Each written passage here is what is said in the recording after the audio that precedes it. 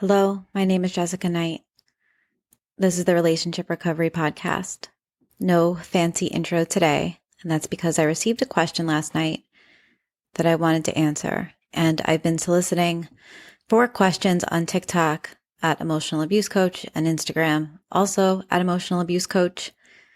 And you can always feel free to DM me. But I've been wondering what you are wondering about, essentially. And so I had somebody submit a really interesting and good question last night, and I wanted to share my response because I think it will help other people. And they said, when reminding my partner that he needs to take responsibility for his emotions and that I can't be blamed for his anger, he responded that it should be the same for me and that he shouldn't be held responsible for my feeling abused and that I should be responsible for those feelings. Do you have any good retort? And my first response was, wow.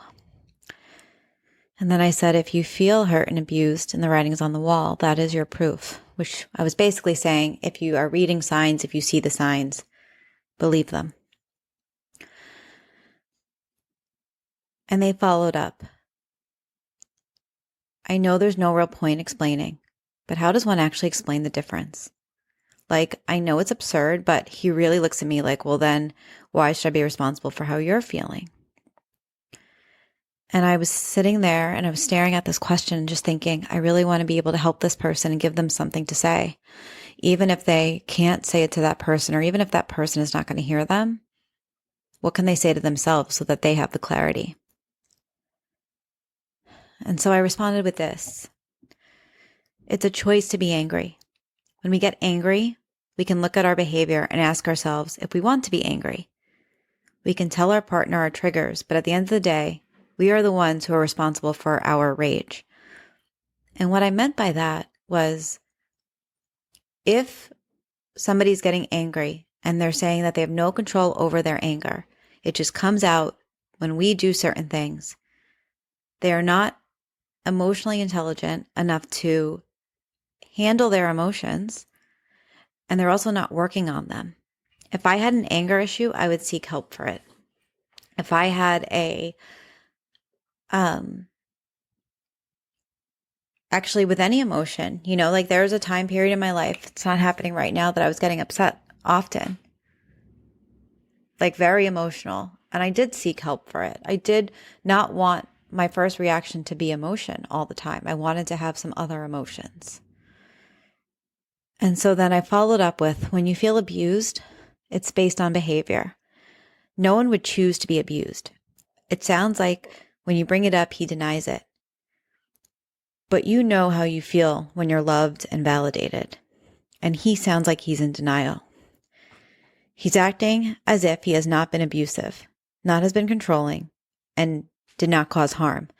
Therefore, he believes there is nothing to be responsible and accountable for. But a typical abuser will blame the victim for the abuse. That helps the abuser escape accountability and then gives them an excuse with the victim to continue to abuse them. He still acted abusively or with abusive behaviors when you named it. If someone told you that you were abusive, how would you respond? You would probably freak out. And she typed, I absolutely would freak out. And that's the thing. I have been in places of life where I have told them or told my partner, usually at first in like a very graceful way, you are abusive. These behaviors are abusive. Like here are, like, I have signs of abuse here, and I have matched them to what's happening in this relationship. And this is how they say somebody who's abused feels. And this is how I've been feeling for months, and I've been lost. And now I have words to describe how I feel. And they've just pushed it away. But if someone said that to me, you are abusive, I would have lost my mind. I would have wondered, what the hell am I doing? Recently, and this is such on a small level, I had my partner tell me, like, he basically said, like, you had an ability to pause more, and I feel like you're losing that a bit. And I said, yeah, you're right. You're right. I have been a bit more reactive and I don't want to be. And I'm going to work on that. And I'm going to think about ways I can work on that because I don't want to be a reactive person. So just imagine like telling somebody like your behaviors are abusive. I feel like I'm losing myself. And they tell you that you're wrong. They're escaping responsibility. But nobody gets to tell you what you feel. In a way, and I didn't say this to that person, but they're gaslighting them.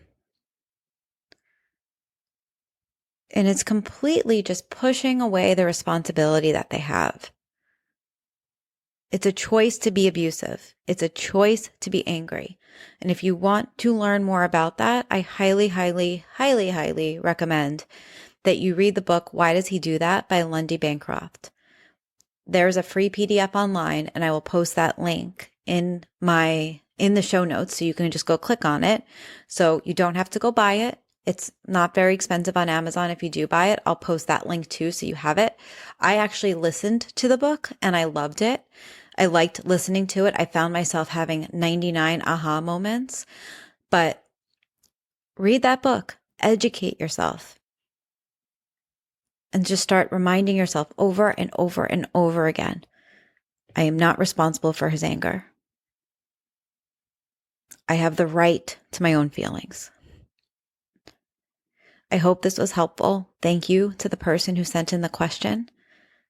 And if you have any additional questions, if you have questions, you can Instagram me at Emotional Abuse Coach. You can follow me on TikTok or YouTube, same name, Emotional Abuse Coach.